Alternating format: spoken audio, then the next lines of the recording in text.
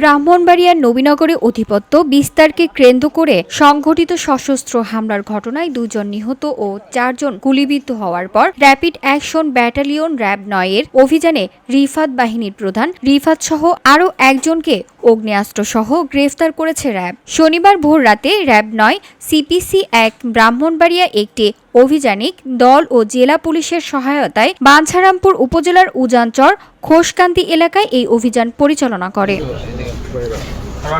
RAB 9 সূত্র জানায়, খোল্লাকান্দি গ্রামের রিফাত বাহিনী ও নূরজাহানপুর গ্রামের শিপন বাহিনীর মধ্যে দীর্ঘদিন ধরে বিরোধ চলছিল। গত 1 নভেম্বর রাতে এই বিরোধ রক্তক্ষয়ী সংঘাতে রূপ নেয়। রাত 8টার দিকে শিপন গনিশা মাজার সংলগ্ন একটি রেস্তোরাঁয় খাবার খাওয়ার সময় রিফাত বাহিনী অতর্কিত হামলা চালায়। এতে শিপন, ইয়াসিন ও নূর আলম গুলিবিদ্ধ হয়। পরে পাল্টা হামলায় রিফাত বাহিনীর প্রতিপক্ষ সশস্ত্র আক্রমণ চালালে স্থানীয় ইমরান মাস্টার গুলিবিদ্ধ হন।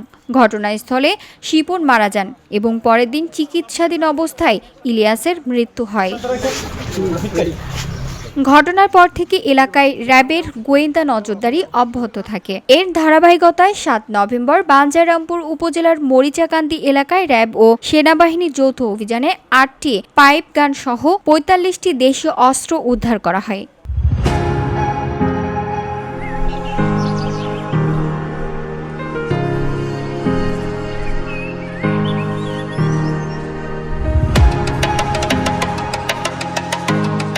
পরে রিফাতকে গ্রেফতারের লক্ষ্যে র্যাব গোয়েন্দা নজরদারি আরও জোরদার করে। তারই অংশ হিসেবে 10 নভেম্বর ভোরে র্যাবের অভিযানিক দল রিফাতকে আটক করে। পরে তার দেওয়া তথ্য মতে খোল্লাকান্দি গ্রামে লিমনের বাড়িতে অভিযান চালানো হয়। সেখানে তার স্বীকারোক্তি অনুযায়ী দোতলার টিনশেড ঘরের খাটের নিচে মাটির ভেতরে লুকানো অবস্থায় একটি দেশীয় পিস্তল, 2টি ম্যাগাজিন ও 7 রাউন্ড তাজা গুলি উদ্ধার করা হয়।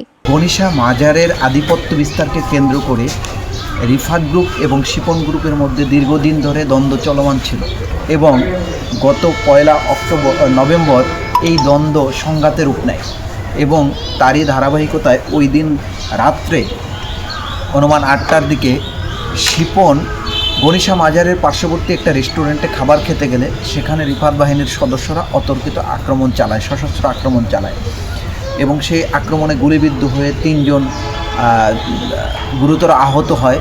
তার মধ্যে শিপন, ইয়াসিন এবং নূর আলম, তাদেরকে হাসপাতালে স্থানান্তর করা হয়। কিছুক্ষণের মধ্যেই শিপন বাহিনী পাল্টা আক্রমণ চালায় এবং সেখানে স্থানীয় ইমরান মাস্টার নামে একজন গুলিবিদ্ধ হয়।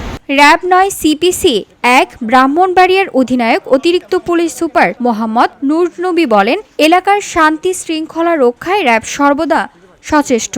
এই সংঘর্ষে মূল হোতাদের শনাক্ত করে আইনের আওতায় আনতে অভিযান চলমান রয়েছে। VOD Bangla news desk.